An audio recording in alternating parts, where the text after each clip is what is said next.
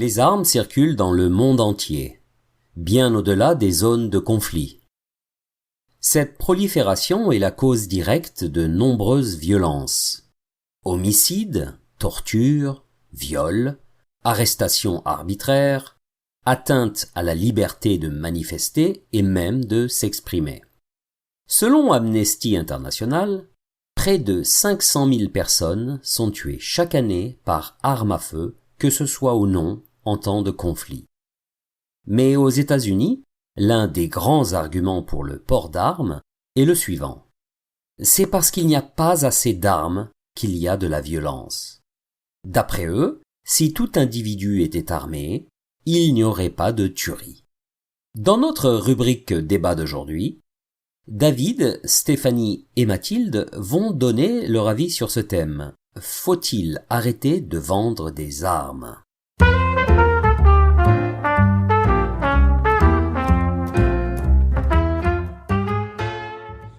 Bonjour, je m'appelle Mathieu. Pourquoi la France vend-elle de l'armement ? Pour maintenir son autonomie stratégique.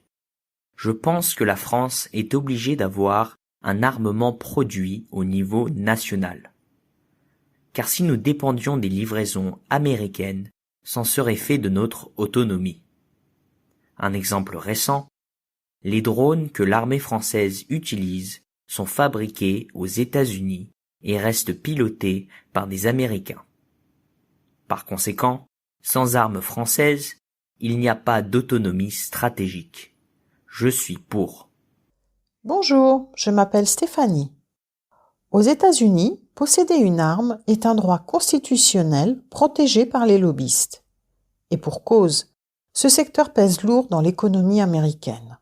Pour les profits, les taxes, mais aussi les emplois qu'il génère.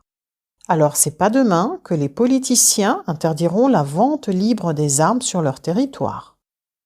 Et tant que la vente sera libre, eh bien, les producteurs d'armes continueront à produire et à vendre. C'est aussi simple que ça. Bonjour, je m'appelle Anjali. 2 arguments s'opposent à la vente d'armes au régime autoritaire. Le droit international et la morale. Vendre des armes à un régime autoritaire est risqué. Que va-t-il en faire ? Sur qui va-t-il les utiliser ? Comment va-t-il les stocker ? Autant de risques qui me poussent à être contre.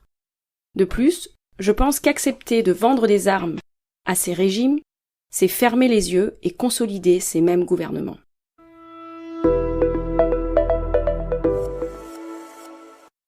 Il est clair que le marché des armes de guerre est important pour l'économie en France. Et qui sont les principaux acheteurs ? Les régimes autoritaires. En vendant des armes, on livre aussi une culture et une doctrine, voire une certaine éthique de la guerre. En se formant en France sur des armes françaises, les militaires étrangers se frottent à une vision du monde différente. J'espère vraiment que les messages de démocratie et de droits de l'homme soient compris par les militaires étrangers. Maintenant, il faut se rendre à l'évidence.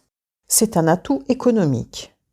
Si un pays producteur cessait de produire ou d'exporter, d'autres le feraient à sa place. Est-ce que ce secteur économique, industriel et stratégique doit leur être abandonné ? Question difficile. Mais pour moi, l'approche économique ne devrait pas systématiquement l'emporter sur l'approche morale. Quand un pays vend des armes, il a sa part de responsabilité dans les frappes contre les civils. Les exemples de violations abondent. Je trouve incroyable que tous ces producteurs d'armes préfèrent être responsables de complicité dans les violations des droits de l'homme plutôt que perdre des parts de marché.